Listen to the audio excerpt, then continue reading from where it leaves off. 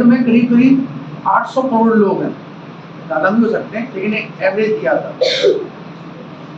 उन 800 करोड़ लोगों में या उन 800 करोड़ लोगों की भाषाओं में हिंदी तीसरे नंबर पे आती है।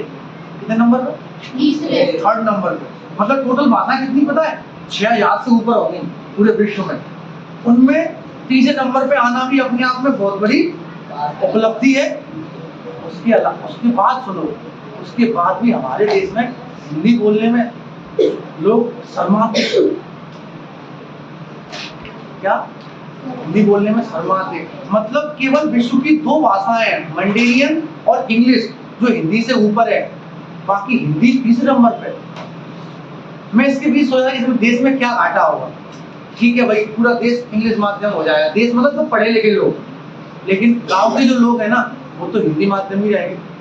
जब तुम डॉक्टर बन गए या मान लो कलेक्टर बन गए, और तुम क्या बन सकते हो, या भाई लेफ्टिनेंट बन गए, आपके लिए मान लो लेफ्टिनेंट बन गए, आपको पूरी कमांड को कंट्रोल करना, जो वहाँ की बटालियन होगी, उस बटालियन में जो डिफेंस फोर्सेज में फौजी आएंगे, वो कहाँ से आएंगे? गाँव से। पढ़े लिखे लोग या शहर के लोग तो नहीं जा रहे हैं। डॉक्टर और IAS के बच्चे तो जाएंगे नहीं उसमें फौजों भर्ती होने, यहाँ जाती नहीं है। यहाँ तो यहाँ दिक्कत यही है। इजराइल में ऐसा नहीं है। और मुझे लग रहा है कहीं ना कहीं हमारी जो सरकार एक अग्निवीर योजना लेके आई है, वो बहुत अच्छी है। आज से जब इजराइल में युद्ध शुरू नहीं हुआ था, तो वहाँ मात्र फौज थी 1-1.5 लाख, और आज वहाँ 6 लाख फौज हो गई। बिकॉज वो वॉलंटियर तैयार कर रखे हैं। जैसे हमारे अग्निवीर योजना लेके आए, ऐसे उनके यहाँ 4 साल वो परमानेंट सेवाएं देते हैं वहाँ। उसका तो अपना काम करो। मतलब अमेरिका से, यानी कहाँ से लोग आ रहे हैं। उनसे भाई कहाँ जा रहे हैं? बोला हमारी देश संकट में है। बोला आप कौन? बोला हमने 4 साल फौज की ट्रेनिंग ली थी, हम अपनी बटालियन ज्वाइन कर लेंगे जाके। उनके पास सारी चीजें अवेलेबल है, जाएंगे बटालियन ज्वाइन कर लेंगे, चलो युद्ध पे चलते हैं। हाँ, ये जो अग्निवीर योजना लेके आए, वो हमें लग रहा है सरकार की यही मंशा है। कल कोई मान लो अटैक किया पाकिस्तान ने, तो फौजियों की ज्यादा आवश्यकता पड़ी, तो सीधा कॉल करेंगे, आ जाओ सर, आवश्यकता है आपकी। तो भाई उसी बात चलेगी, हम झिझकते हैं अपनी हिंदी बोलने में, जबकि हमें बोलना, जब बात कर रहे थे कि भाई आपके पास फौजी आ गए, तो उनको क्या इंग्लिश में बोलोगे क्या? तुमने कभी कोई नेता देखा है जो इंग्लिश में बोलता हो?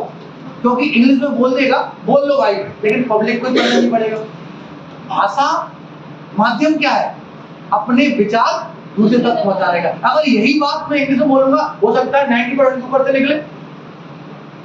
तो भाषा कम्युनिकेशन, और कम्युनिकेशन हमारा बेस्ट है हिंदी में, क्योंकि 70% यार गांव में निवास करती है। कलेक्टर बन जाओगे, वो गांव के कल्लू लाल आएंगे, डॉक्टर साहब जी प्रॉब्लम है, what is this, tell me now in English. हो गया काम। समझ आ रहा है? इसलिए आपको अपनी भाषा से प्यार करना चाहिए। हमारी इंग्लिश से कोई दुश्मनी नहीं है, बहुत अच्छी पढ़ो, लेकिन इंग्लिश भी सीखना है, नहीं तो गड़बड़ हो जाएगी। अगर तुम इंग्लिश से हिंदी से दुश्मनी करोगे, तो हम इंग्लिश से भी कर लेंगे। समझ आ रहा है? इसलिए आपको हिंदी से भी प्यार करना होगा, मजबूरी है आपकी।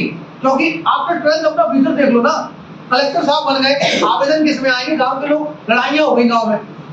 अभी जैसे ग्वालियर में हुई थी, लड़ाई हो गई, अब सामने वाला शुद्ध हिंदी बोल रहा हो, बिल्कुल गांव की लैंग्वेज, और तुम टोटली इंग्लिश हो। समझ में आ रहा है? इसलिए अपनी भाषा को प्यार करो और आगे बढ़ो। इंग्लिश से हमें कोई दुश्मनी नहीं है, बहुत अच्छी इंग्लिश पढ़ो, लेकिन हिंदी भी सीखना होगी। समझ आ रहा है? चलो आइए, ये हो गया क्लियर। नेक्स्ट